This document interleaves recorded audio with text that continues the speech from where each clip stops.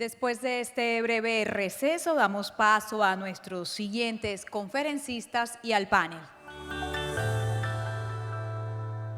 Panel.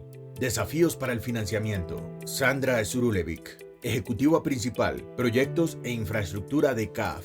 Ana Milena López Rocha, CFO de Ecopetrol. Federico Barroetameña, CFO de GPF. Carlos Rechelo, Gerente Ejecutivo de Finanzas de Petrobras. Moderador. Álvaro Martínez de Bourió, Director General y Socio de BCG. Doctor Álvaro, bienvenido. Tiene usted la palabra. Buenos días a todos. Un honor para mí moderar este panel sobre el reto de la financiación en el sector, ¿no? Creo que no merece la pena la presentación. Tenemos un panel de gran nivel con expertos financieros tanto de la CAF como Ecopetrol, como de YPF, como de Petrobras. Mil gracias por unirse al panel. Y al final, ¿por qué estamos hablando de este tema, ¿no? ¿Por qué es importante el reto de la financiación? Yo creo que no podemos olvidar que a medida que el mundo avanza hacia sus compromisos de descarbonización, es, digamos, importante que para asegurar que esa transición sea de una manera justa, de una manera ordenada, etcétera, pues efectivamente el sector energético es muy importante, digamos, o el sector que estamos representando hoy aquí es muy importante, ¿no?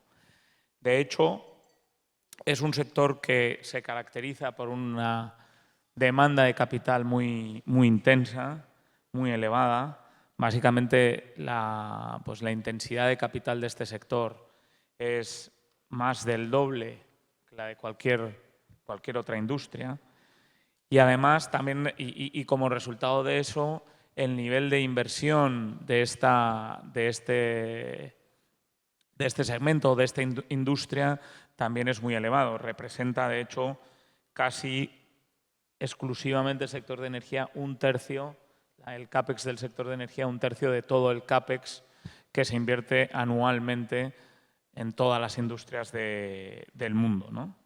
Con lo cual, efectivamente, además la industria energética se está, digamos, enfrentando como a un doble dilema, ¿no? Por un lado, cómo asegurar la financiación para sus proyectos tradicionales de extracción de hidrocarburos, pero además cómo esos pueden competir con la necesidad de invertir en soluciones de bajas emisiones, ¿no?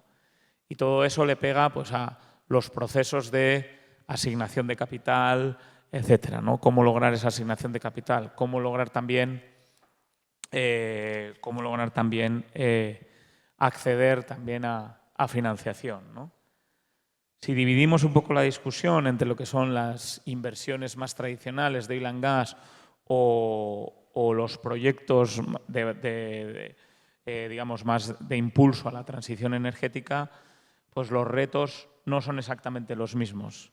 Digamos, hay un reto, digamos, que abarca a ambos, que es como decidir la correcta asignación de capital entre los dos, cómo poder financiar, por un lado, la transición también a través digamos, del cash flow que pueden ir generando los negocios tradicionales. Pero si hablamos de los negocios tradicionales, el propio acceso a financiación tampoco, digamos, la financiación de ese tipo de proyectos, sobre todo en los últimos años, cada vez ha sido más retada. Digamos, todo lo que tiene que ver con la inflación de materias primas para proyectos, etcétera, ¿no? Y si todo eso además lo llevamos, y ya voy terminando porque aquí lo importante son los panelistas, si todo eso además lo llevamos ya al caso concreto de América Latina, pues América Latina además tiene, o yo diría que enfrenta retos adicionales a los que enfrenta el resto del mundo, ¿no? Es cómo conseguimos acelerar inversiones en nuevas energías de bajo carbono, pero a su vez sin descuidar y sin olvidarnos de lo que hasta el momento y seguramente en el futuro más cercano va a ser el gran generador de caja que son los sectores más tradicionales, ¿no? Así que con todo esto pues ya voy a dar paso voy a ya abrir el panel y me gustaría empezar por Milena. Bienvenida, un gusto verte y tenerte aquí, ¿no? Entonces, lo que me gustaría un poco preguntar es, pues, de las 4 grandes categorías, ¿no?, de inversiones energéticas, que puede ser el desarrollo de los fueles, digamos, desarrollo de energías de fueles. Segundo, la inversión en infraestructura de largo plazo, como por ejemplo redes de transmisión. Tercero, la expansión de la energía eléctrica. Y cuarto, inversiones en descarbonización, digamos, negocio tradicional, negocio de infraestructura, negocio de expansión de la matriz energética y el cuarto, descarbonización. Digamos, ¿dónde podrías definir Ecopetrol, que tiene presencia, yo diría, en toda esa cadena? ¿Dónde está actualmente el foco de la compañía? Bueno, gracias Álvaro por la pregunta y un agradecimiento a Arpel por la invitación. Contándoles un poco de cómo vemos ese mundo de la alocación de capital en Ecopetrol. Nosotros a final de año presentamos la estrategia corporativa, que es nuestra visión de qué queremos ser al 2040. Y esta estrategia se basa de una realidad que todos conocemos, y es que hay una transición energética que está sucediendo. Creo que la pregunta que nos hacemos todos es ¿a qué velocidad necesitamos transitar ese movimiento? Y cuando nosotros vemos cómo lo estamos implantando y cómo lo estamos aterrizando a las decisiones de inversión que tomamos en Ecopetrol el día a día, que creo que es exactamente donde uno ve lo que uno en realidad está ejecutando y haciendo, Ecopetrol es y seguirá siendo una compañía de hidrocarburos.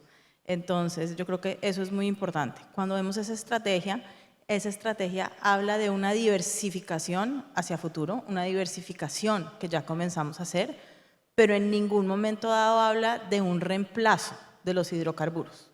Nosotros tenemos una visión estratégica de mantener el negocio de hidrocarburos y a su vez diversificar la totalidad de la compañía, y yo creo que ese es el primer punto que es importante.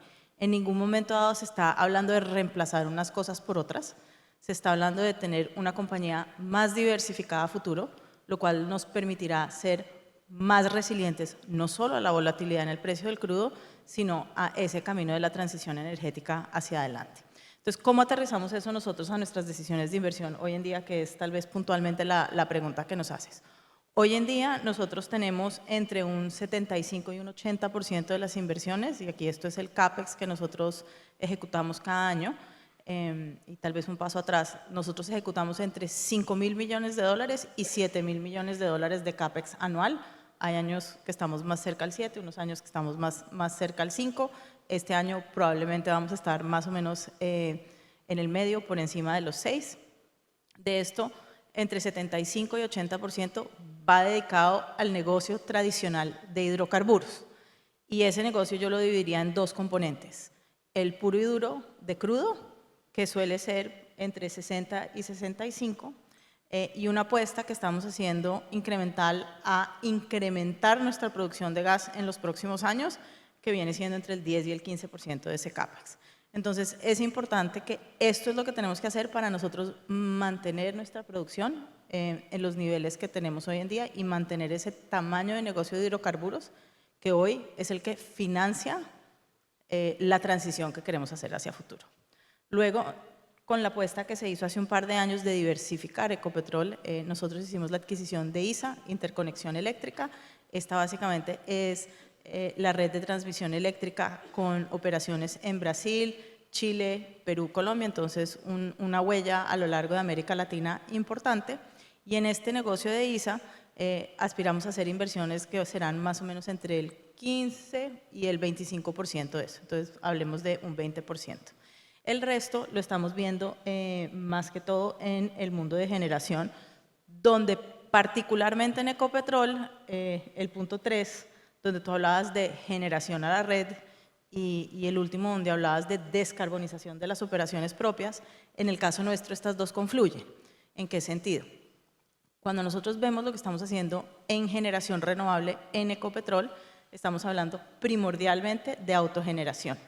Y ese es el primer paso. Y esto nos permite reducir la huella de carbono de nuestras propias operaciones, en la medida que nosotros, para mantener o incrementar la producción, hagamos más y más recobro mejorado, necesitaremos consumir más energía y necesitamos que esa energía sea la más limpia y la más barata posible. Entonces, ahí entra esa apuesta estratégica en renovación, en renovables.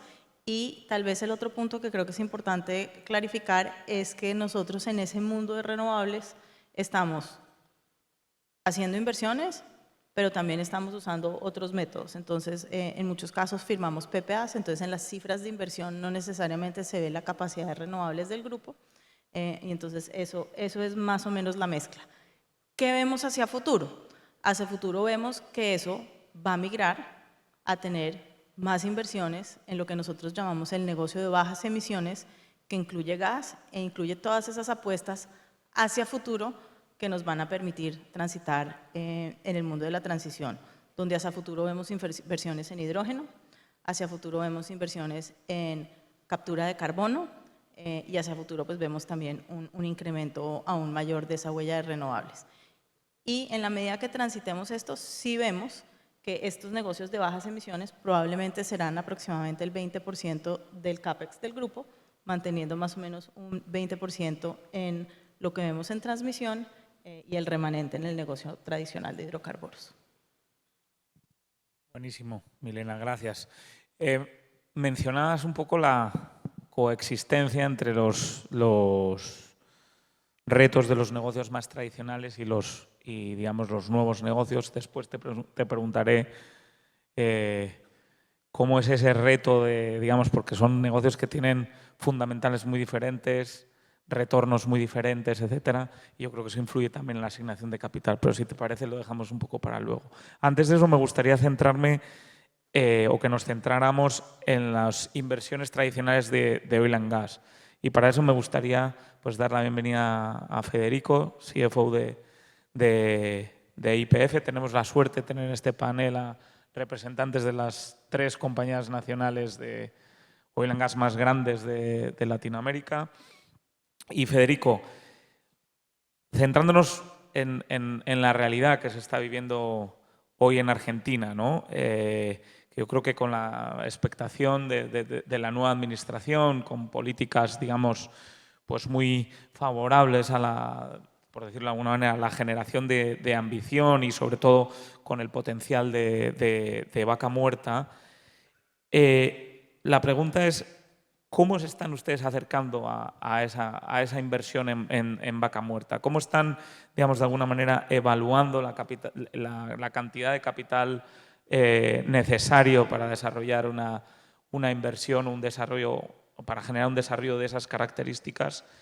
Y quizás ligado a eso, ¿cómo ustedes están también un poco en línea de lo que decía Milena?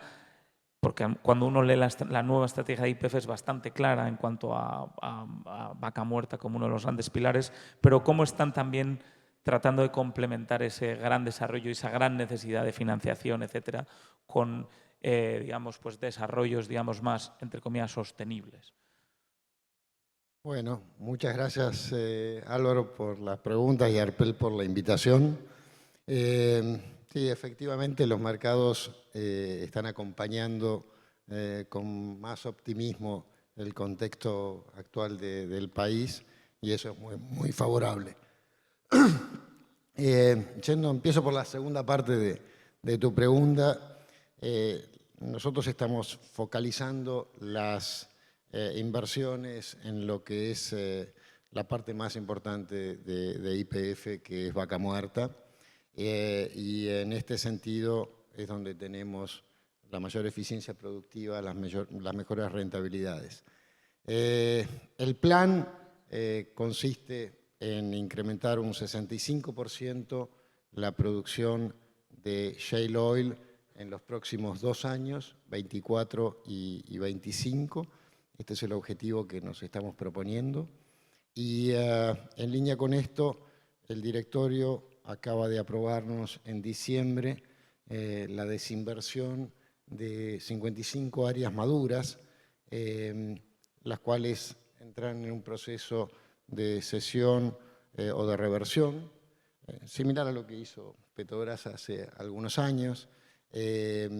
Con esto lo que vamos a buscar es realocar 800 millones de dólares de inversión que se destinaba a los campos convencionales hacia los no convencionales.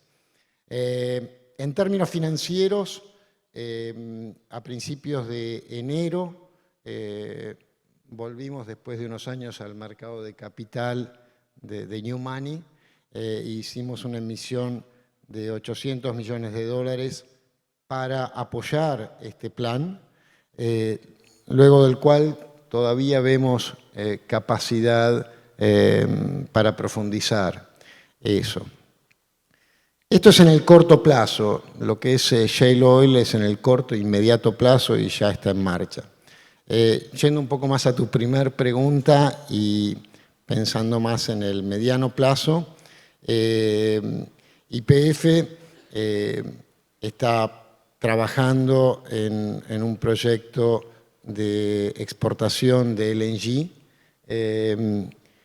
y el objetivo, el plan, es desarrollar un proyecto que tenga una capacidad productiva de entre 25 y 30 millones de toneladas por año hacia el año 2032. Esto requiere duplicar la capacidad productiva actual de shale gas que tiene el país.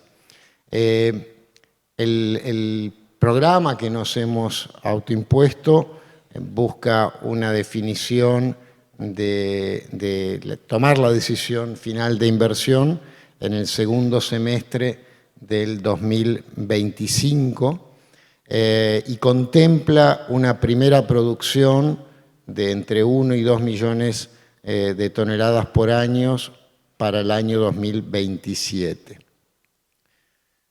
Las necesidades financieras de este año y el año que viene, hasta que se toma la decisión, son moderadas. Sin embargo, ya estamos trabajando en las distintas fuentes alternativas, mayormente de Project Finance, para este emprendimiento.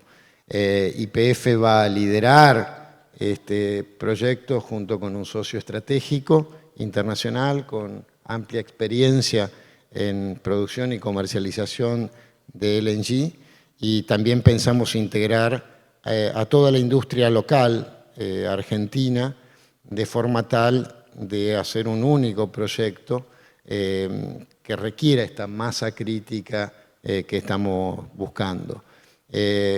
Con esto, la participación final de YPF en el proyecto llegará a un 25-30%, Álvaro. No, buenísimo. Muchas gracias, Federico. Luego seguimos hablando de alguno de esos temas. Me gustaría pasar ahora a Carlos. Carlos es el Head de Corporate Finance and Treasury de Petrobras. Me disculpa, Carlos, porque mi portugués es inexistente, pero voy a intentar hablar despacito para que pueda entenderme. Hablábamos con Federico y en esta primer repaso con Milena sobre esa dicotomía entre los diferentes tipos de inversiones, con Federico más centrados en las inversiones tradicionales de oil and gas. Sí me gustaría contigo introducir el tema de las soluciones bajas en carbono, ¿no? Y antes de eso, quizás dar también a toda la audiencia una serie de datos, ¿no? Básicamente, cuando nosotros nos cogemos toda la industria, todo lo que ha anunciado la industria en términos de soluciones de bajas emisiones, y cuando hablo de industria estoy hablando de compañías como las acá presentes, estoy hablando de compañías privadas, estoy hablando de private equities en el mundo también de la infraestructura energética, etcétera, básicamente han anunciado o han proyectado aproximadamente una inversión entre hoy y el 2030 de unos 19 trillones de dólares. 19 trillones de dólares dedicados a soluciones de bajas energías.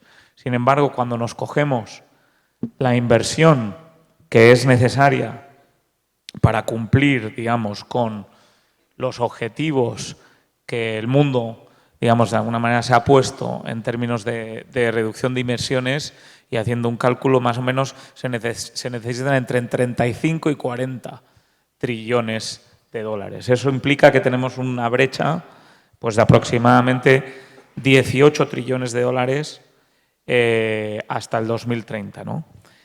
Y aquí viene mi pregunta. ¿Cómo ve, Carlos, el papel de Petrobras, digamos, en todo esto, en términos de soluciones de bajas emisiones y contribución a poder reducir esa brecha? Bom dia, eu vou falar em português. Certamente o seu português é melhor que o meu espanhol. Então é por isso que eu não vou me arriscar a falar algo que não existe, que é algo entre o português e o espanhol, mas eu procuro falar o mais pausadamente possível. Primeiro, é um prazer estar aqui. Eu agradeço imensamente o convite. Estar numa cidade e num país tão acolhedor quanto Cartagena e Colômbia é uma satisfação. Então, aqui agradeço muito a Arpel pela oportunidade.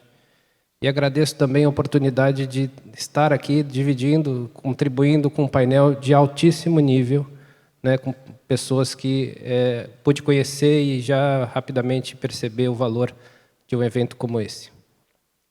Em relação à pergunta em si, eu tive uma oportunidade interessante, porque eu sou da Petrobras desde 2007. E aí eu passei alguns anos e a Petrobras me indicou para ser CFO de uma das nossas subsidiárias, de uma das nossas affiliates, que era a TBG, que é responsável por transporte de gás da Bolívia para o Brasil. Passei 5 anos lá como diretor financeiro, e voltei para a Petrobras há coisa de 10 meses atrás. E aí foi curioso, porque eu estou me sentindo como um tio que há muito tempo não vê o sobrinho. E aí, depois de 5 anos, ele cresceu. Porque quando você vai com o seu filho, você vê o filho crescendo diariamente, você não nota a evolução. 5 anos depois, quando eu voltei para a Petrobras, eu percebi o impacto dessa agenda ESG nas nossas decisões de investimento de uma empresa de petróleo e gás. É impressionante. Nos últimos 5 anos, a gente tem tratado esse tema com muito zelo e cuidado na Petrobras. Mas, para falar em Petrobras, eu preciso falar em Brasil. O Brasil, assim como todos os países latino-americanos, é um país que tem muito privilégio do ponto de vista de abundância de recursos naturais e não parte de um ponto inicial muito distante do que a gente quer chegar. Na verdade, se nós fôssemos olhar a matriz, hoje, energética brasileira, ela já tem, por exemplo, 90% da geração de energia elétrica já é, em algum grau, renovável, né? Nós estamos falando aqui em hidro. Hidro no Brasil é 6 vezes maior do que a média mundo, né? A capacidade de geração hídrica, já incluindo na média mundo o Brasil. Nós estamos falando num país que é líder de biocombustíveis, né? Com o etanol vindo da cana. No segmento de transporte, nós estamos falando em 1/4 do segmento já com energia renovável. Obviamente que isso não deveria ser algo para simplesmente apreciar, não. Há muito trabalho a ser feito para chegar nos nossos compromissos de net zero até 2030, 2050. Mas a Petrobras, como uma empresa de óleo que se especializou em ir ao fundo do mar, investir centenas de milhões de dólares, uma probabilidade não desprezível de encontrar óleo ali, e que tem, de fato, algo reconhecido nessa direção, como é que ela se insere dentro desse ambiente ESG num país com uma fartura de recursos como essa? Essa foi a discussão e essa foi a reflexão que nós fizemos no nosso último plano de negócios, nosso plano estratégico, que foi aprovado em dezembro de 2023, agora, muito recentemente. Nesse plano, nós estamos prevendo, nos próximos 5 anos, investir 102 bilhões de dólares em CAPEX. milhões de milhões, né? bilhão de dólares, 102 bilhões de dólares, dos quais 73 bilhões, ou seja, algo mais ou menos como 75%, ainda em exploração e produção. Mais 12 bilhões de dólares em refino, transporte e comercialização de derivados de óleo. Ou seja, a princípio, ainda estamos investindo pesadamente na indústria de óleo e gás, porque, de fato, é o nosso core business. Agora, isso não quer dizer que a Petrobras não está olhando para a agenda ESG com a prioridade devida. Porque a nossa carteira atual prevê ainda 11,5 bilhões de dólares em investimentos em renováveis. E aqui nós nos definimos como uma empresa de óleo em transição. E nós entendemos que a transição ela precisa ser gradativa. Por tudo aquilo que eu ouvi ontem aqui, que foi muito bem colocado, de que a transição energética ela não tem esse nome por acaso, ou seja, a transição precisa ser gradual e precisa respeitar as peculiaridades de cada país. Mas nós acreditamos que é necessário, sim, fazer o investimento, por isso, dos 11,5 bi de dólares. Este investimento gradual, de acordo com as nossas leituras internas, nós estamos imaginando que o óleo vai chegar num pico de produção lá por volta de 2028. Então, qual foi a nossa leitura? O que nós estamos entendendo? Que esta agenda, ela ainda demandará óleo, inevitavelmente, e que uma ruptura muito severa de investimentos de óleo e gás neste momento seria contraproducente para o que se quer. Então, vou citar um exemplo. A Petrobras, desde 1986, investe em óleo, explora óleo no Amazonas, uma região extremamente sensível do ponto de vista ambiental. Imagina se, por alguma razão, a Petrobras decidisse vender, out of the blue, esses ativos da noite para o dia. Para uma empresa menor, talvez independente. Como é que seria essa exploração? Será que teria o mesmo cuidado de uma empresa como a Petrobras, que é uma empresa estatal, que sofre escrutínio social e está exposta a um constante escrutínio de agências de todo gênero, estatais? Será que explorariam com o mesmo cuidado e com o mesmo zelo que a Petrobras faz? Então, nós entendemos hoje que nós temos que ter muita responsabilidade nessas decisões de transição, elas precisam ser graduais. E dado isso, a gente entra então nos nossos pilares do nosso plano estratégico. O primeiro pilar nós vamos continuar assim investindo na exploração de óleo e gás de forma responsável. Ou seja, em óleo que tem um carbono intensivo menor do que o que a gente já produziu no passado. Inclusive do que a gente tem visto nos países em desenvolvimento. E nós vamos aproveitar essa expertise que nós temos em óleo e gás para buscar investimentos em transição nas sinergias possíveis. Então, por exemplo, nós estamos hoje investindo praticamente offshore, toda a nossa produção. Aqui há uma sinergia com eólica offshore. Nós estamos investindo em refino, eu falei, 12 bilhões de dólares. Então, vamos começar agora a buscar oportunidades de coprocessamento. E nós estamos também investindo em gás, por que não falar em hidrogênio? A partir de, eventualmente, o gás, usando a infraestrutura que a gente já tem, e com isso ir caminhando numa transição, eu diria, constante, mas robusta. Esse é o primeiro pilar. O segundo pilar é que a empresa de petróleo ela tem uma expertise não só de tecnologia, de inovação, como de implantação de projetos grandes. Então, nós também precisamos utilizar isso em favor desses projetos de renováveis. E, por fim, nós decidimos fazer isso em parceria com outros players por uma questão de mitigação de risco. Como nós fazemos em exploração e produção, né? Todos devem estar familiarizados, mas uma empresa de petróleo, quando tem um risco numa determinada atividade de exploração, ela acaba criando ali, né, um pool de empresas que vão mitigar aquele risco. Nós vamos fazer a mesma coisa com renováveis. Então, em linhas gerais, a Petrobras vai investir essa quantidade, não começou agora, né? Então, nós temos alguns números para dividir. Se nós olharmos a capacidade, a emissão de um barril de óleo em 2009 e comparar com o que nós temos hoje no pré-sal, nós estamos falando numa emissão marginal de cada barril menor do que 50% de CO2. Por quê? porque a intensidade de carbono de um barril do pré-sal é muito menor do que o que nós produzimos no pós-sal, o que nós produzimos em 2009.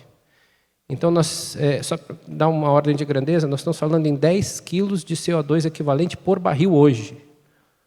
Isso nos possibilitou uma redução da emissão de 2015 até hoje da ordem de 40% de CO2. E se nós formos falar em metano, nós estamos falando em 62% de redução entre aquilo que nós emitimos e o que, em 2015 que nós emitimos hoje. Isso considerando o ramp-up da curva de produção, um crescimento da curva de produção.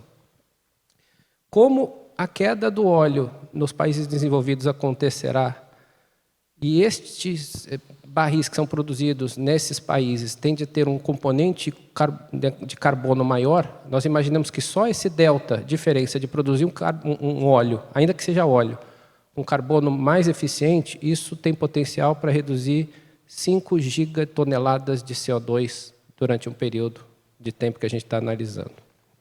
Além disso, nós estamos fazendo teste, por exemplo, para utilizar uma das nossas refinarias, a refinaria Rio Grandense, óleo de soja, soybean. Então, nós já tivemos em 2023 um teste muito bem sucedido de processamento de 100% de óleo de soja na nossa refinaria. Então, nós estamos produzindo produtos com componente, né, de óleo. Isso foi bem sucedido. E nós tivemos agora também, e acreditamos, que a compra de carbono é também um dispositivo de transição. E no ano passado nós compramos 175 mil toneladas de CO2, de crédito de carbono de CO2, para neutralizar as nossas emissões de uma das nossas gasolinas premium, que é a gasolina Pódio. Estamos agora praticamente concluindo a compra de mais uma tranche de 2024, e tem muita coisa pela frente, né? E depois eu posso explorar um pouco mais en detalles. Muchas gracias. La verdad es que, si se fijan, en varios temas coinciden, ¿no?, las tres compañías. Uno es esa necesidad, efectivamente, de inversión en bajas emisiones, sobre todo lo que tiene que ver en descarbonizar las propias operaciones, pero todos coinciden en la importancia, digamos, de la inversión en el negocio tradicional. Y eso me da pie un poco a introducir, a presentar a Sandra. Sandra es Principal Executive de Proyectos e Infraestructura de la CAF. Bienvenida. Y antes, medio en broma, medio en serio, cuando estábamos preparando juntos el panel, le decíamos que ella es la que tiene la solución de todo. Ella es la que tiene que poner, la que tiene que ayudar a buscar la plata, ¿no? Pero eso también me da pie, lo que es una realidad cuando escuchamos el discurso de los tres es pues que el negocio tradicional sigue siendo todavía, digamos, pues una fuente de riqueza y una necesidad, digamos, de inversión enorme.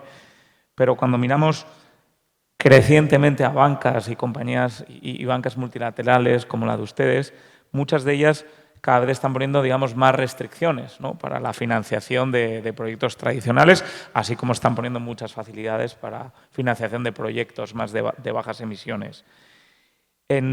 Específicamente en Latinoamérica, mi pregunta sería, con ese contexto, ¿cuáles serían las estrategias que las compañías pudieran, desde el punto de vista de ustedes, pudieran utilizar realmente para financiar, digamos, todo esto, pues, por ejemplo, lo que decía Federico y lo que ha mencionado también muy en detalle Carlos, toda esa gran inversión destinada todavía al negocio tradicional?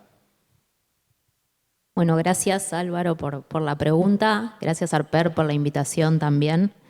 Lamentablemente creo que no llegamos a los 30 trillones de dólares que dijiste que se necesitan para poder financiar todo, pero sí me parece importante mencionar que desde ayer en la tarde, cuando se abrió esta conferencia súper interesante, y toda la tarde y ahora con los colegas venimos escuchando de la transición energética justa, ¿no? Tengo acá, anoté, hice los deberes. Carlos Garibaldi dijo, justo es que se permita a cada país elegir el cómo y el ritmo. Alejandro Stepanisic dijo que, dada nuestra realidad, no nos permite tomar recetas de otros lados. Lustela Mugas de Ecopetrol dijo que no hay un camino único. Y Frank Perl, en su apertura, habló de transición energética a la latinoamericana, garantizando la seguridad energética. Nosotros hace algunos años, cuando empezó toda esta discusión del papel que iban a tener los bancos de desarrollo en cuanto a la transición energética, nos planteamos, por supuesto, como todos, qué tipo de operaciones íbamos a apoyar. Pero siempre nos enorgullecemos de decir que somos un banco de latinoamericanos y caribeños para latinoamericanos y caribeños, y por eso escuchamos a nuestros países, escuchamos a nuestros 19 accionistas, todos de Latinoamérica, y respetamos todo esto que se viene diciendo desde ayer y que estamos escuchando ahora con todos los colegas. Por lo tanto, entendimos que el gas es el combustible de la transición, se habló tanto para la transición como para el respaldo.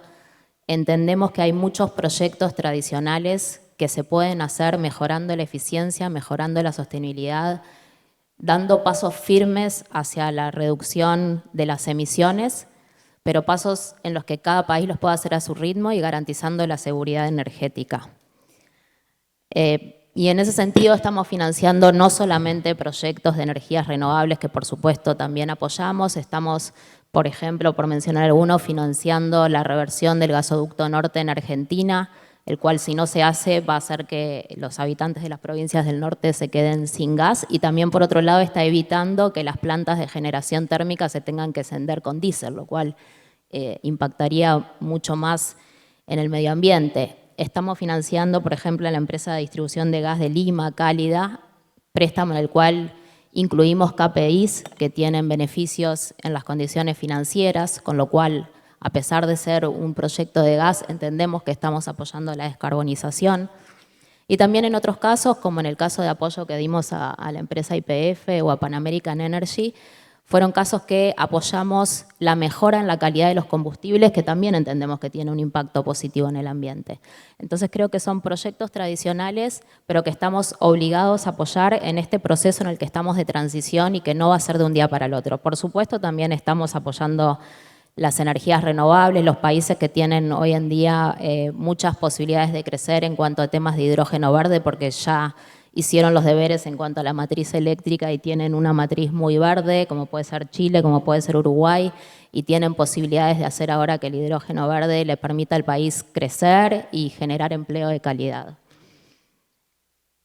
Yo creo que lo que vengo escuchando ahora de los 3 gerentes financieros de las empresas son buenas noticias, porque creo que todos, y lo que escuchamos también de las otras empresas, de ANCAP ayer, de NAP hoy, se están haciendo los deberes, y a pesar que son proyectos de hidrocarburos, se está yendo hacia la descarbonización, se están dando pasos a la descarbonización, y creo que eso es lo que va a facilitar obtener financiamiento, que por supuesto es más escaso, que por supuesto es más caro, porque como decías, todos nos estamos peleando por los proyectos verdes, 100% verdes, pero creo que existe, y bueno, y desde CAF tenemos la obligación de apoyar a nuestros países y ayudarlos a conseguir este financiamiento. No tenemos nosotros los 30 trillones, pero podemos ayudar con nuestro granito de arena. Buenísimo. Eran 12, de todas formas, el gap. Bueno, entonces puede ser.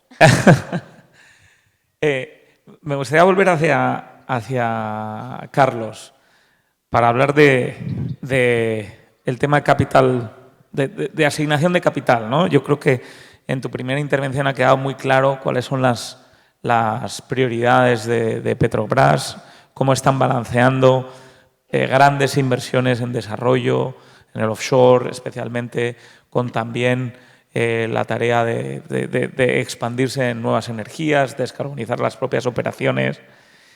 Yo creo que también seguramente todos coincidimos en que las necesidades de unos y otros proyectos, también desde el punto de vista interno del modelo operativo, cada vez son más diferentes, ¿no? De hecho, hay compañías que están en algunos casos atacando sus procesos, generando procesos diferentes en función de si estamos hablando de un proyecto más tradicional o un proyecto más de los llamamos bajas energías, o incluso están generando estructuras, digamos, diferentes y en algunos casos incluso haciendo spin-offs o creando compañías diferentes, ¿no? También por un tema que hemos mencionado y que luego seguiremos profundizando, que es un tema, digamos, de la perspectiva de inversionistas, la posibilidad de aflorar múltiplos diferentes, el oil and gas o compañías o, digamos, las soluciones de bajas emisiones.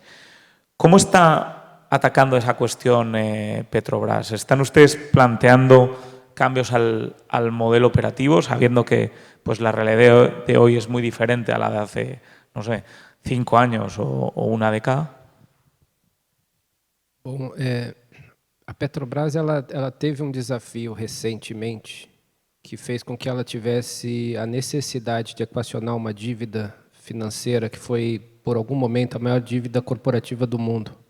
Nós estávamos com uma dívida de 150 bilhões de dólares, isso em 2016. Nós tivemos que fazer todo um esforço para equacionar essa dívida e hoje nós estamos falando de uma dívida bruta de 63 bilhões de dólares. Então, imagina o que é, no espaço de 3 anos, ter que negociar com todos os bancos pré-pagamentos em série, dentro de um cenário onde você está certamente, né, acima da sua alavancagem, eu diria, ótima, e o banco, obviamente, sabendo disso também, né? Então, não é trivial, mas foi conseguido. Naquela ocasião, desinvestimentos eram uma necessidade e foram feitos também alguns desinvestimentos na Petrobras. E agora, dentro de um cenário onde a gente está com a dívida bruta equacionada, e bom lembrar, desses 63 bi de dólares de dívida bruta, mais de 50% é contábil, é leasing. Trazida a IFRS, é um mecanismo contábil, você apura pré-pagamento, na verdade, tarifas de um FPSO, como se a dívida fosse. Então, nossa dívida financeira hoje é muito, eu diria, equilibrada. E aí nós tivemos que virar a chave. Então, saímos de um ambiente onde nós estávamos equacionando dívida e vendendo ativos para um ambiente onde a gente agora vai fazer M&A para investir em renováveis. Então, é natural que isso demande tempo, que isso demande esforço. E a Petrobras, nos últimos 2 anos, se preparou para isso. Então, criou-se uma diretoria especificamente voltada para a questão de clima, né? Hoje nós temos um diretor, que é o Maurício Tomasquim, ele é responsável por todos esses projetos de renováveis.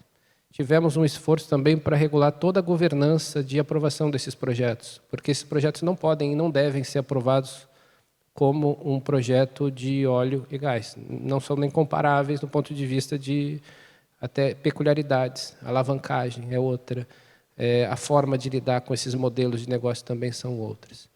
Nós, na área financeira, estamos edificando agora modelos cabíveis, né? Então, você pode ter uma série de modelos, tanto, por exemplo, como a Total fez de um veículo, a partir do qual canaliza todos esses investimentos, ou então começa a fazer investimentos em parceria, ainda que na hold. Isso tudo está em gestação, né? Hoje a gente ainda não tem um caminho, talvez esse caminho nem exista. Talvez a solução ótima seja a solução de vários caminhos, e cada caminho mais apropriado para um determinado ativo, né? Então, por exemplo, para investimentos em renováveis, nós estamos imaginando parcerias, né? E essas parcerias podem caminhar num co-controle. Essa talvez seja, do ponto de vista financeiro, a melhor saída. Mas tudo isso está, eu diria, ainda em discussão. Mais cedo, no painel anterior, nós discutimos, em algum momento, a questão dos incentivos. E alguém mencionou que a menor parte das empresas colocam metas associadas à emissão para que os executivos possam, eventualmente, né, com um maior alinhamento com essa meta. Na Petrobras, há alguns anos, a gente tem 100% dos executivos têm metas de emissão associadas ao seu bônus. Tá? Eu tenho meta de emissão associada ao bônus. Então, a resposta à sua pergunta é: nós estamos, sim, em curso. Isso não é algo que a gente conclui e caminha. Na verdade, a gente vai pavimentando o caminho à medida em que as discussões aparecem. Mas o mais importante é que, sim, existe movimento, até na própria área financeira. Eu tive a oportunidade de reestruturar uma parte da área e eu coloquei ali uma equipe exclusivamente voltada a tratar de ativos financeiros associados a emissões. Fizemos uma emissão no ano passado que tinha uma componente ESG dentro do bond, né, dentro da maneira de a gente captar a qualidade, né, das nossas emissões. É um item que vai, de fato, no final das contas, ser contabilizado como um prêmio ou um desconto no nosso bond para criar esse incentivo. Agora, aqui, a gente entra numa situação que é muito delicada. Nós estamos muito preocupados com greenwashing. Então, a gente só vai fazer um movimento ponto de vista financeiro, de incluir essas variáveis dentro dos nossos ativos, a partir do momento que a gente tem segurança de que a gente vai cumprir com aquela meta. E foi o que nós fizemos ano passado. Enquanto a gente não tiver 100% certo de que aquela meta cabe, ela é adequada e nós vamos cumprir, a gente não vai fazer o movimento. E aqui, para passar uma mensagem de otimismo, olhando para a empresa de óleo, não sei se todos conhecem a história da indústria de óleo, mas não vai ser a primeira vez que a indústria de óleo vai se reinventar, né? Se a gente olhou lá atrás, o óleo ele foi descoberto numa época em que nós matávamos baleias para servir de óleo para a iluminação das cidades. Curiosamente, alguns dizem que a indústria de óleo salvou as baleias. Isso não é necessariamente verdade, mas talvez tenha salvo algumas baleias. Depois disso, a energia elétrica ameaçou o principal produto naquela época, que era a querosene para a iluminação, e a indústria de óleo se reinventou novamente e começou a produzir gasolina que antes era despejada nos rios para motores a combustão. Fizeram cracking, inovações em série, até chegar ao que é a indústria de óleo hoje. E a indústria de óleo hoje, eu tenho certeza que ela vai se reinventar, porque, de novo, a demanda do mercado está se modificando e está passando a requerer produtos com uma componente de emissão menor. Então, assim, passando uma mensagem de otimismo, e aí falando da indústria como um todo, eu tenho certeza que a indústria de óleo vai se reinventar novamente. Não vai ser a primeira vez, talvez não vá ser a última necessidade desse tipo. Espero ter respondido sua pergunta. Sí, ¿no? Claramente. Federico, si volvemos de nuevo a las inversiones, digamos, más tradicionales, ¿no? Y en la vista de todo lo que vamos diciendo, en tu opinión, en opinión de YPF, ¿están los proyectos, digamos, tradicionales de hidrocarburos cada vez más retados? Digamos, me gustaba mucho la recopilación de declaraciones que hacía antes Sandra, ¿no? Que todo el mundo coincide en la necesidad de encontrar el ritmo adecuado a la transición energética en Latinoamérica, y eso pasa en muchos de los casos por seguir, digamos, invirtiendo en el negocio, digamos, más tradicional. Sin embargo, en la opinión de ustedes, y te haría dos preguntas, en la opinión de ustedes, ¿es cada vez más difícil acceder, financiar este tipo de proyectos o no? Porque, digamos, en la calle yo creo que hay una sensación de que cada vez eso puede ser más difícil. Y segundo, desde el punto de vista de YPF, y lo mencionabas un poco antes, pero me gustaría si puedes detallar un poquito más, ¿cuál es ese porcentaje de inversión entre, entiendo, la prioridad absoluta, que es Vaca Muerta, pero también empezar a posicionarse en otros negocios? Sí, escuchaba recién a Carlos y coincido totalmente, ¿no?, en esta necesidad de reinventarse que tienen las empresas petroleras, y creo que ese es el desafío y es lo que estamos llevando a cabo. En el caso de YPF, nosotros tenemos el activo de Vaca Muerta y con diferencias representa un poco lo que fue el presal para Brasil, y tuvieron que reinventarse y cambiar su matriz productiva. Vaca Muerta en Argentina, digamos, representa, son las segundas reservas de shale gas del mundo y las cuartas de shale oil.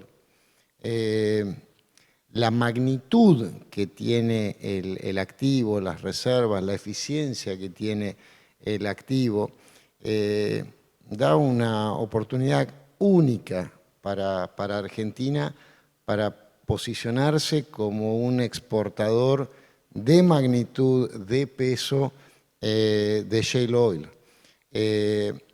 Actualmente, con las limitaciones que tiene hoy Argentina, los productores se están posicionando y están incrementando la producción lo más que pueden, tanto en gas como en crudo, y también trabajando en todo lo que es el debottlenecking de la capacidad de transporte para poder evacuar esa producción.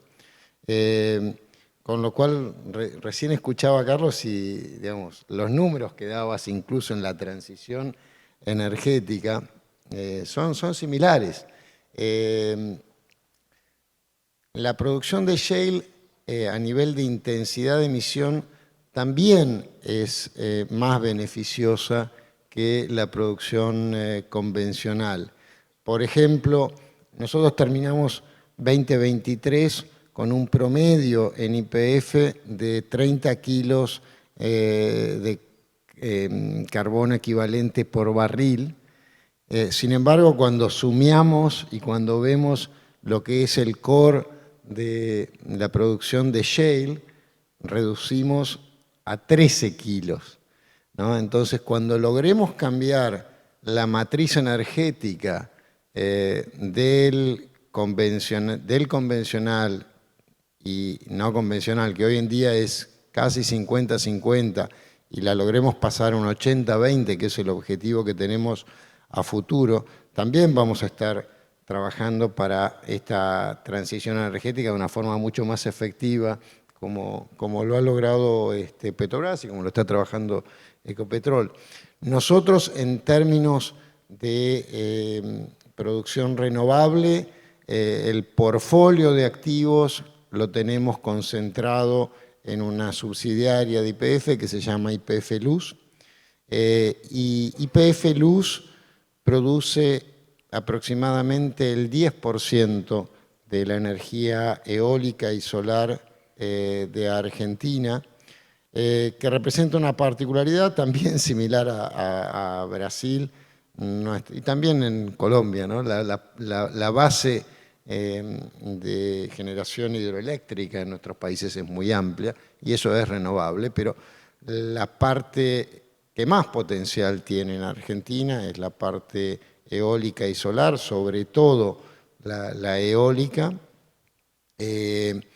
Y ahí Argentina muestra factores de carga cercanos al 50%, que comparan contra un promedio mundial de 30%. Con lo cual ahí tenemos mucha oportunidad de crecimiento y nosotros vamos a estar participando a través de YPF Luz. Respecto del financiamiento, vamos a seguir este desafío que tenemos día a día usando nuestras 3 herramientas básicas, Álvaro. La primera es la generación propia que tenemos en las empresas. Nosotros todos estos planes de expansión, lo que estamos buscando es maximizar la monetización de activos, que como bien decían, si no lo hacemos ahora, ¿cuándo? Entonces hay que monetizar en un plazo corto y ahí esperamos recibir el beneficio de esas inversiones, con lo cual aspiramos a que nuestros cash flows muestren en un par de años un incremento considerable de estas inversiones. Después, los mercados internacionales de capitales, como decía antes, nosotros en enero nos han respondido muy bien y todavía vemos capacidad. Y después también tenemos los mercados locales que esperamos que se sigan afianzando y que nos permitan también mantener nuestros planes de expansión y de crecimiento. Entiendo que hay una parte también de enfocar el portafolio y desinversiones, como mencionabas antes, ¿no? Sí, el foco va a estar en ir a lo más eficiente que tenemos y al recurso que tenemos. El recurso es vaca muerta. La eficiencia que tenemos en la producción y en la rentabilidad no lo tenemos en otros activos, con lo cual tenemos que concentrarnos en lo que sabemos hacer, hacerlo bien. No es rocket science, como se dice, pero requiere una disciplina en la ejecución, una rigurosidad en la ejecución que esperemos poder dársela a toda la empresa para conseguir ese objetivo final que tenemos de maximizar el valor de la compañía. Muy claro, muchas gracias.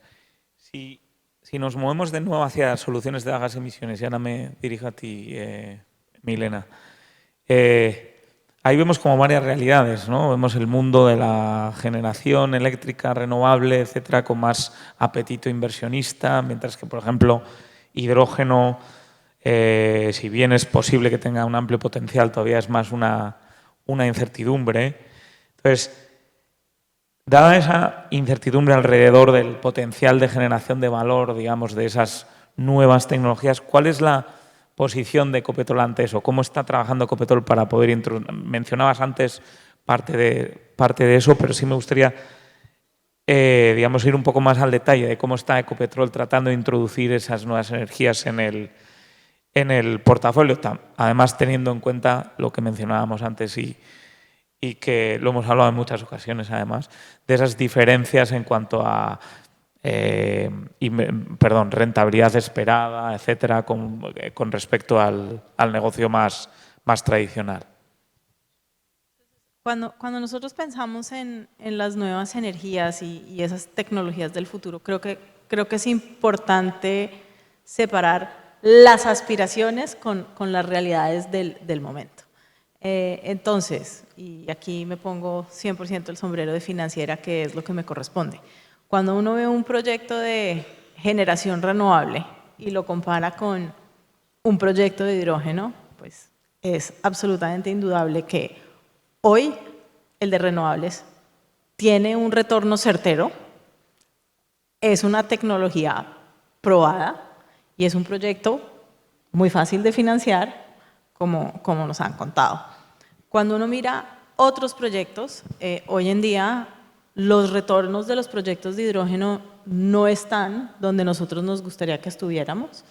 Entonces, pues en ese sentido, continuaremos en esa trayectoria de madurar los proyectos para llevarlos a un nivel de maduración en el cual estamos listos para sancionarlos. Entonces, yo creo que hay que entender un poco cuáles son las aspiraciones y los pasos que estamos dando para madurarlos, para llegar a un punto donde tengamos los retornos financieros para poder desarrollar estos proyectos a gran escala. Entonces yo creo que eso es un punto que es clave. Ahora, el hecho de que no estemos listos para sancionar un proyecto mañana, porque hoy los retornos no los tengamos, no quiere decir que no debamos trabajar en madurar estos proyectos y avanzar hacia esa meta futura, y yo creo que ahí tal vez es donde uno divide el mundo entre las tecnologías que ya están probadas y listas para desarrollarse a gran escala, y esas apuestas hacia el futuro, donde creo que lo más importante para nosotros como compañía es tener un entendimiento claro de qué es lo que no sabemos y qué es lo que necesitamos entender. Y en ese orden de ideas un poco me uno a mucho de lo que han dicho nuestros colegas, y es cuando nos sentamos en el mundo de la transición energética, creo que pocas compañías tienen el reto que tiene el sector petrolero con la transición, por razones obvias, pero al mismo tiempo pocas compañías llegan a tener la gran oportunidad que tienen las compañías petroleras con la transición energética. ¿En qué sentido?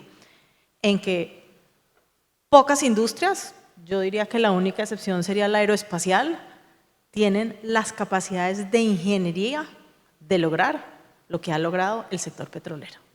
El sector petrolero logró sacar petróleo de kilómetros por debajo del fondo del mar, con kilómetros por debajo de la tierra una vez llegas al fondo del mar, bajo unas condiciones atmosféricas y técnicas que creo que la única comparación son las de la industria aeroespacial. Esa capacidad de ingeniería, esa capacidad química que tenemos en las refinerías no tiene igual en otras industrias. Pero a eso hay que sumarle dos cosas que tiene el sector petrolero que tienen pocas industrias. Y creo que lo mencionó Carlos, la capacidad de hacer proyectos a gran escala, eso no es fácil. Pocas industrias lo saben hacer, la industria petrolera lo lleva haciendo años. Y esa capacidad de conseguir capital a gran escala, con capacidades comprobadas de hacer proyectos, terminarlos y generar retornos con esos proyectos. Y aquí oímos a Carlos, me recuerdas la cifra de inversión, pero estábamos hablando de un portafolio de inversión de más de 100 billones de dólares. Pocas industrias tienen la capacidad de hacer una ejecución de capital a esa escala. Entonces, cuando vemos el reto de la transición energética, creo que pocas industrias tienen el skill set que tiene la industria petrolera para estar a la altura del reto.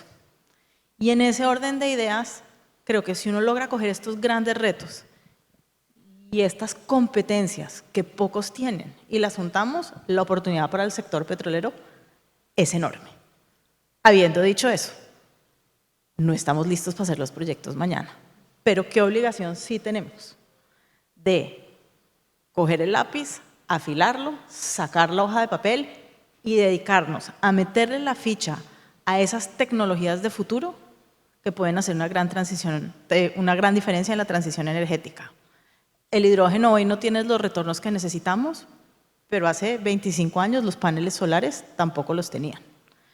La captura de carbono puede ser una de las grandes soluciones que viabilice la continuidad de la producción petrolera.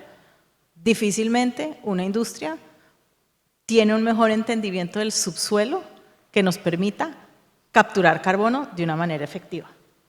El sector petrolero conoce el subsuelo como nadie. En Ecopetrol manejamos campos donde sale agua a unas altísimas temperaturas. Chichimén es un gran ejemplo.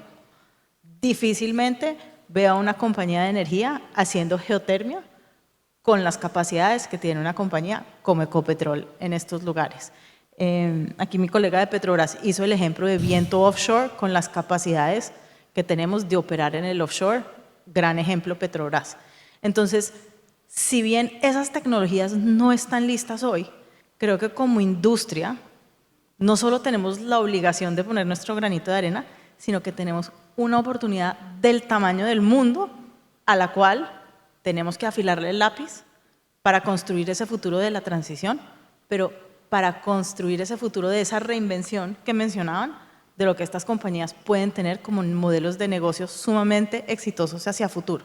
Entonces, si bien el sector financiero hoy no está listo para fondear esas apuestas, sí hay mucho que nosotros podemos hacer en transitar ese camino hacia entender estas tecnologías mejor, volverlas cada vez más eficientes de tal manera que eventualmente nos generen los retornos. Entonces, en ese orden de ideas, ¿qué estamos haciendo en Ecopetrol? No estamos listos para sancionar un proyecto de hidrógeno a gran escala, porque los retornos no los hemos visto, nos falta, pero ¿qué sí estamos haciendo? Estamos continuando la maduración de estos proyectos para asegurar de que eventualmente podamos llegar a ello. ¿Cómo lo estamos haciendo? Hoy en día comenzamos por esas tecnologías de la transición y esas nuevas energías que tienen una simbiosis muy alta con nuestra operación. Entonces, por ejemplo, las refinerías. Nuestras refinerías producen aproximadamente 130 toneladas de hidrógeno al año que usamos dentro de nuestros procesos de refinación. ¿Cómo podemos hacer eso con hidrógeno de bajas emisiones? ¿Cómo podemos incorporar esto? Y lo hemos venido haciendo. Hemos hecho pilotos a menor escala que nos han ayudado a aprender cómo podemos integrar estas tecnologías a nuestra operación. Entonces, ¿cuál sería un primer paso? Un primer paso en ese mundo del hidrógeno sería algo íntimamente ligado a nuestras operaciones en las refinerías. Hemos trabajado en pilotos de transporte con hidrógeno, con el SITP en Bogotá, entonces eso es un proyecto que están dando y en ese sentido comenzar a poner esos pinitos y esos pilotos que nos permitan ir avanzando en ese camino para que estas tecnologías continúen madurando. Unas prosperarán más que otras porque creo que hay un sinnúmero de alternativas. El ejemplo nuestro es, estamos viendo cosas en geotermia, estamos viendo temas en hidrógeno y estamos viendo temas en captura de carbono y eventualmente esperamos llegar a un punto donde estas tecnologías tengan el nivel de maduración que nos permitan garantizar retornos para poder desempeñarlas a gran escala, lograr que nos las financien y tal vez el otro componente importante en ese camino es la industria pone su parte, pero no lo podemos hacer solos. Se requieren incentivos del gobierno para disminuirle el nivel de riesgo a estas apuestas y ese de-risking de estas apuestas es clave para que podamos madurar a lo largo de ese camino para volvernos cada vez más eficientes para que estas tecnologías funcionen. Y creo que en ese sentido hay unos países que lo han hecho mejor que otros. Hay una gran apuesta en los Estados Unidos con el IRA que genera una serie de incentivos. En Latinoamérica, en Colombia en particular, existen algunos. Tenemos que volvernos mejor en la manera que estructuramos estos incentivos Muchas veces estos incentivos funcionan para una cosa y no funcionan para la otra. Los americanos, por ejemplo, han montado un esquema donde uno puede utilizar varios incentivos a la vez, entonces son cumulativos. Creo que en Colombia esa parte de la ecuación nos falta y creo que desde el punto de vista de gobierno y de financiación, eso tal vez es un tema en el cual tenemos que trabajar para garantizar que podamos transitar ese desarrollo para volver estas nuevas tecnologías rentables y proyectos a gran escala, que es en lo que estamos trabajando, pero aún nos falta para llegar a esa meta. Y yo creo que para ir terminando, esa intervención nos da pie precisamente a lo último de lo que quería hablar, en este caso contigo, Sandra, que es precisamente eso, ¿no? Latinoamérica ni es Europa ni es América. Tiene una serie de particularidades, retos macroeconómicos que no necesariamente se ven en otras partes del mundo, ¿no? Y que hacen más difícil, en muchos casos, la financiación y la intervención gubernamental con incentivos, etcétera. ¿Cuál es la visión de ustedes sobre eso? ¿Qué tipo de iniciativas creen que se pueden impulsar para ayudar? Al final, uno de los grandes leitmotiv de lo que hemos hablado hoy es necesidad de inversión en proyectos grandes, ¿no? Entonces, ¿cuál desde su perspectiva son iniciativas que se pueden impulsar para ayudar con esa financiación? Gracias, Álvaro. Sí, así es. Y la situación macroeconómica en la región es desafiante. Creo que igual, por suerte, en la región estamos acostumbrados a las economías desafiantes. No es la primera vez, pero estamos viendo una desaceleración del crecimiento en la región. Estamos esperando para este año un crecimiento de más o menos el 2%, para el año que viene 2,5%. Pero creo que lo más importante para la inversión es la incertidumbre que hay respecto a ese crecimiento, ¿no? Recién Ana Milena nos hablaba de la necesidad de certezas para mejorar el nivel de riesgo y que haya más inversiones. Y hay muchas incertidumbres hoy en día que están dadas principalmente, creo, por la situación de China, que como sabemos está creciendo menos de lo que nos tenía acostumbrados, en el entorno de un 4,5%, que puede parecer alto para otros países, pero para lo que es las tasas de crecimiento de China es un crecimiento bastante magro.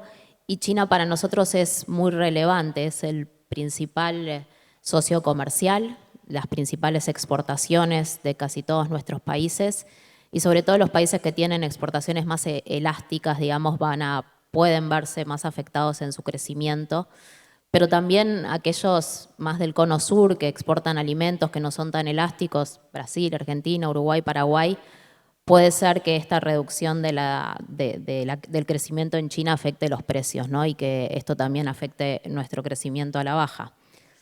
Tenemos otro factor de incertidumbre, que es que si bien disminuyó el nivel de inflación en el mundo y en particular en Estados Unidos, persiste la inflación. Y eso hace que las tasas de financiamiento que esperábamos decrezcan de una manera más rápida, seguramente lo van a hacer de manera más lenta, y eso influye, por supuesto, en el costo del capital que estábamos hablando ayer y en la posibilidad de los inversores de invertir en la región. Y por último, todos los temas geopolíticos que estamos viendo hoy en día y que pueden afectar el costo del transporte, pueden incrementar la inflación en el mundo, sumado a otros riesgos que están siempre, ¿no? El riesgo climático en la región. El año pasado, de vuelta a los países del sur, se enfrentaron, creo que, a una de las mayores sequías de la historia, y otros riesgos intrínsecos de nuestros países o de algunos de nuestros países que no tienen cierta estabilidad macroeconómica y estabilidad en sus políticas públicas. Ahora, ¿qué podemos hacer? Bueno,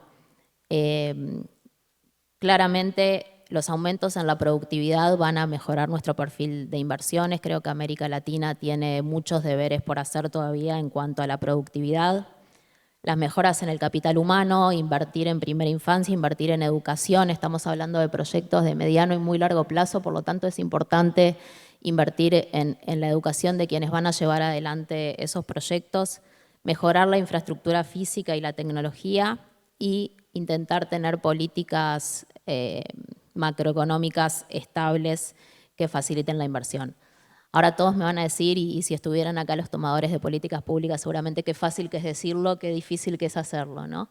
Y más en un contexto en el cual este crecimiento lo tenemos que buscar de manera sostenible y mejorando la calidad de vida de los latinoamericanos.